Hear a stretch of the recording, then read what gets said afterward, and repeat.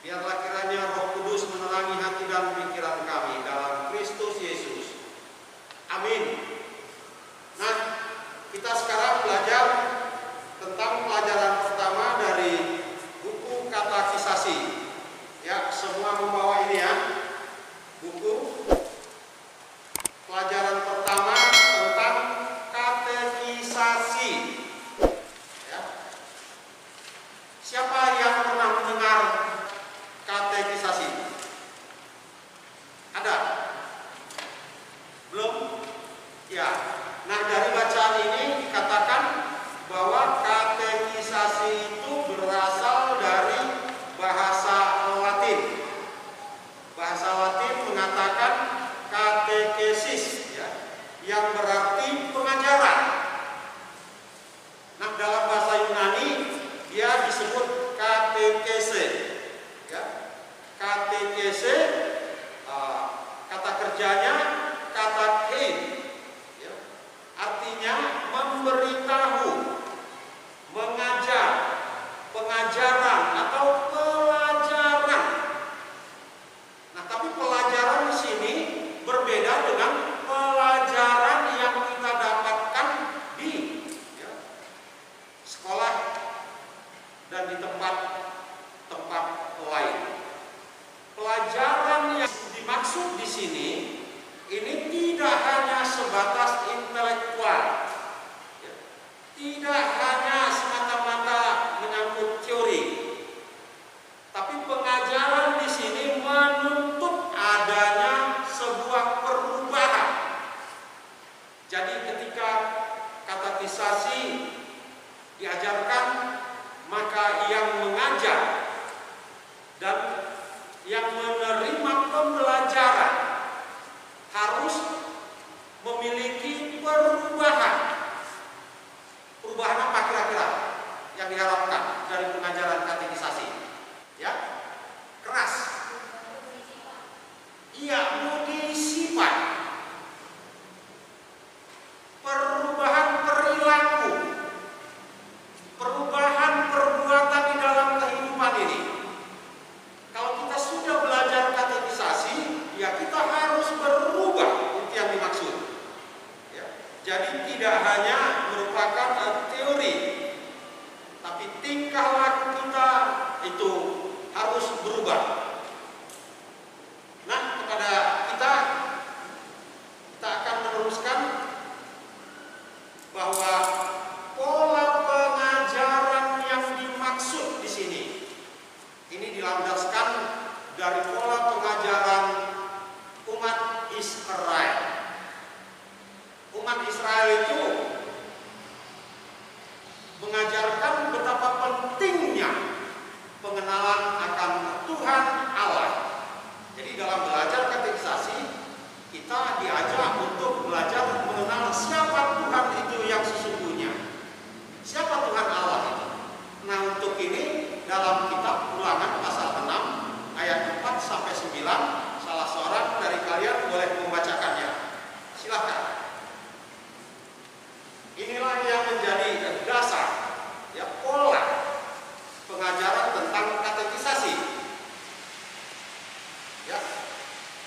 Ulangan 6 ayat 4 sampai 9. Dengarlah hai orang Israel, Tuhan itu Allah kita. Tuhan itu Esa. Kasihilah Tuhan Allahmu dengan segenap hatimu dan dengan segenap jiwamu dan dengan segenap kekuatanmu. Apa yang kuperintahkan kepadamu pada hari ini haruslah engkau perhatikan. Haruslah engkau mengajarkannya berulang-ulang kepada anak-anakmu dan membicarakannya apabila engkau duduk di rumahmu, apabila engkau sedang dalam perjalanan, apabila engkau berbaring, dan apabila engkau bangun. Haruslah juga engkau mengikatnya sebagai tanda pada tanganmu, dan haruslah itu menjadi lambang lidahmu. Dan haruslah engkau menuliskannya pada tiang pintu rumahmu dan pada pintu gerbangmu. Ya, terima kasih. Pengajaran itu harus diajarkan bagaimana? Berulang-ulang. Di mana diajarkan? Di rumah, di perjalanan,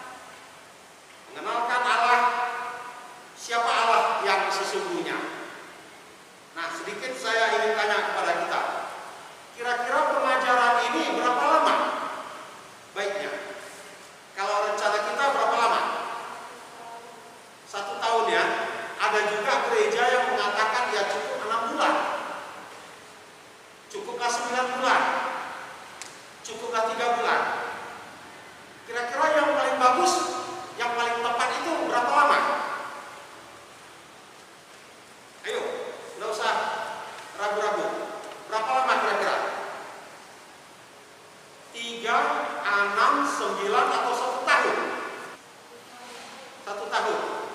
1 tahun. Yang bilang 1 tahun, coba tunjuk tangan. Coba, 1 tahun. Ya boleh, nggak ada yang salah. Tapi yang sebenarnya pengajaran itu, belajar, itu berapa lama seseorang harus belajar? Apakah tidak lebih tepat dikatakan bahwa belajar, apalagi belajar tentang Tuhan, seumur hidup? Betul, itu luar biasa. Apalagi kita belajar tentang Tuhan. Siapa Tuhan itu? Tuhan itu dijuluki yang maha ya. Maha apa dia? Maha kuasa, maha besar, maha adil. Ya, semua maha yang lebih dari kita yang artinya kurang belajar tentang yang lebih itu. Mampu nggak kita pelajari hanya dengan waktu 1 tahun? Enggak ya. Oleh sebab itu belajar yang benar itu kapan? Seumur hidup, bahkan sampai jelang mengakhiri hidup. Kita harus terus belajar untuk mengenal siapa Tuhan yang sesungguhnya. Itu bisa kita pahami ya.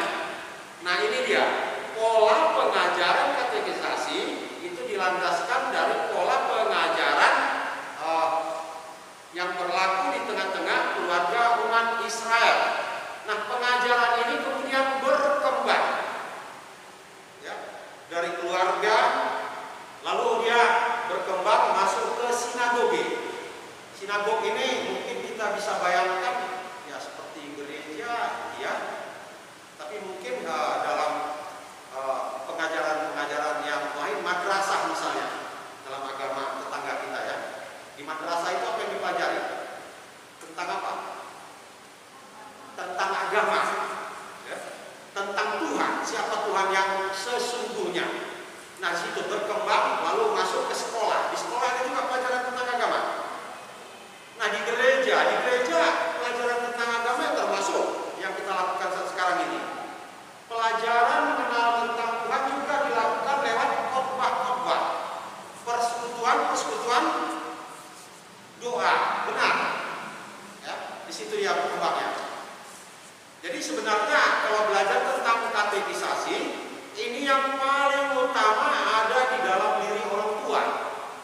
Kalau gereja itu sebenarnya ya bagian untuk melengkapi. Nah oleh sebab itu ya orang tua di tiap-tiap jemaat juga harus memahami ya tentang Tuhan.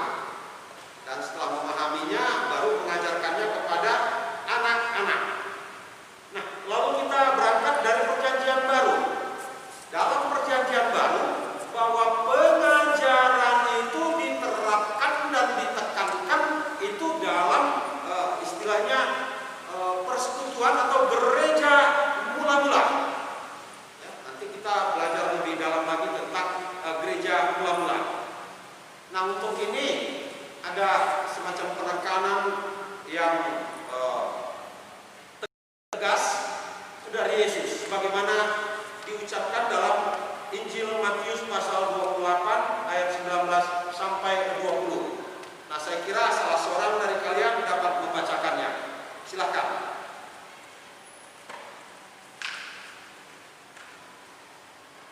Ayat 19 sampai 20. Demikian firman Tuhan. Karena itu pergilah, jadikanlah semua bangsa muridku dan baptislah mereka dalam nama Bapa dan Anak dan Roh Kudus. Dan ajarlah mereka melakukan segala sesuatu yang telah kuperintahkan kepadamu. Dan ketahuilah, aku menyertai kamu senantiasa sampai kepada akhir zaman. Nah ini dia ya, terima kasih. Dalam perjanjian baru pengajaran ini bertujuan untuk ya tujuan pembaptisan. Jadi diajarkan firman, setelah itu kemudian dibaptis. Berbeda dengan gereja kita. Gereja kita yang dibaptis dewasa atau anak-anak. Hari Minggu tanggal 25 siapa? Hari Natal tanggal 25 siapa yang hadir di sini? Ada melihat tentang baptisan? Yang dibaptis itu anak-anak atau dewasa? Anak-anak. Dan kita juga akan dalami nanti soal baptisan. Tapi gereja kita juga membaptis orang yang dewasa. Nah ketika anak-anak dibaptis, dia mengerti nggak tentang firman Tuhan?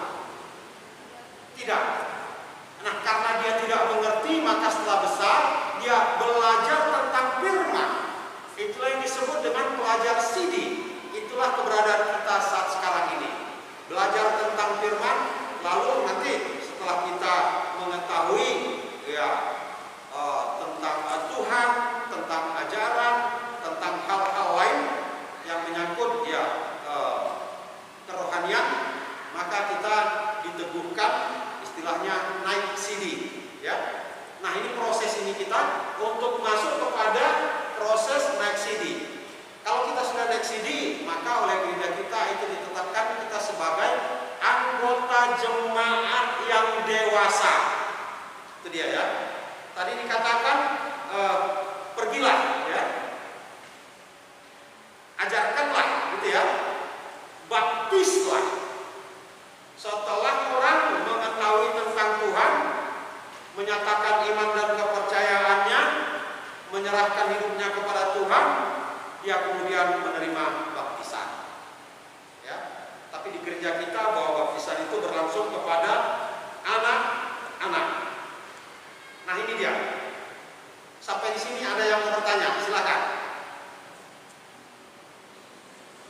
Ya, kita lanjutkan. Ya. Kalau kita sudah mengetahui bahwa katekisasi itu ya bentuk pengajaran, belajar tentang Tuhan, belajar tentang ketuhanan. Lalu kita perlu mengetahui kira-kira apa yang menjadi bahan bagi kita untuk belajar tentang Tuhan. Materinya kira-kira dari mana? Kalau dalam buku katekisasi kita ini ada beberapa hal dikatakan untuk belajar katekisasi, maka bahan-bahan yang perlu kita gunakan itu dari mana saja? Iya, lebih kuat lagi. Alkitab itu terdiri dari, sudah hafal perjanjian lama? Sudah hafal perjanjian baru? Sudah ya? Nanti kita akan praktekkan, kita juga akan melakukan rekaman untuk itu, menarik ya. Kalau lagu, berupa lagu sudah kita persiapkan untuk itu. Lalu selain Alkitab, apa lagi? Ya, dogma. Dogma itu ajaran. Nah, ini dari dogma ini kita nanti bisa belajar tentang Allah Tritunggal. Allah Tritunggal itu apa aja? Allah Bapa, Allah Anak, dan Allah Roh Kudus, ya. Lalu bahan untuk belajar katekisasi dikatakan apa lagi? Iya, etika Kristen. Kita akan belajar tentang moral, nilai-nilai, tingkah laku yang berhubungan dengan perilaku hidup manusia. Selain itu apa lagi bahannya? Iya, tata ibadah dan peraturan gereja. Peraturan gereja GKPI itu ada di bagian akhir dari almanah, ya. Almanah ini. Nah, misalnya itu pada halaman 374 almanah GKPI kita tentang tata gereja.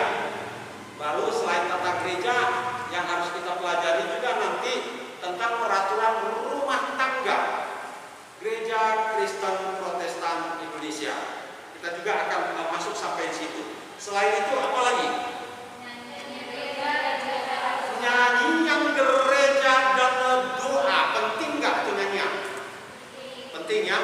Saya berterima kasih kepada Amang Situasi lain, juga Amang Sinaga, Inang Sintua Ulu Silitonga yang mau ya juga ambil bagian dan memberikan dirinya untuk memberikan talenta yang ada pada mereka, mengajarkan tentang nyanyian nanti kepada kita. Lalu tentang doa, ini ternyata penting. Dan kita sudah belajar ya minggu lalu tentang doa. Doa apa yang kita pelajari? Doa Bapa Kami. Ini juga ada tugas kemarin ya.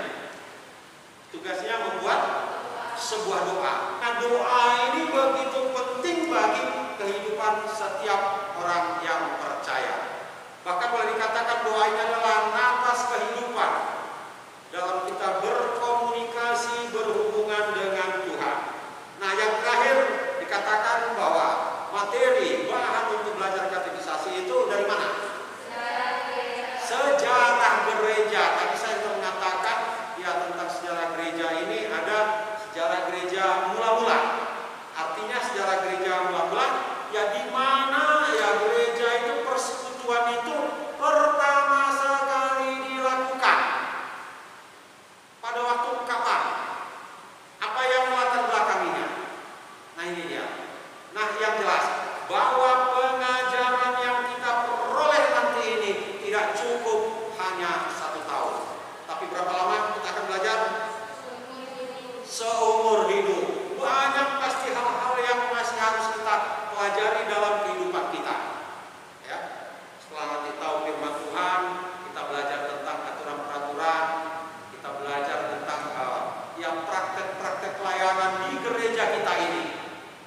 selain itu juga dalam hal itu setelah kita pelajari bagaimana mempraktekkannya, menyatakan itu dalam bentuk pelayanan.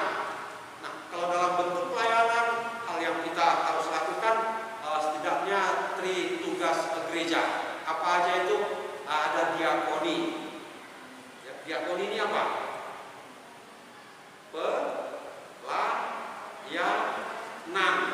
Pelayanan.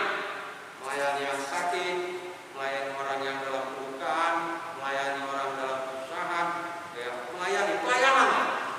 Selain itu ada marturia, saksian. Selain kesaksian apa lagi? Marturia, koinonia. Apa koinonia ini? Persekutuan. Tentang ketiga hal ini nanti kita coba akan mendalaminya. Nah, sampai di sini ada yang ingin bertanya, silakan.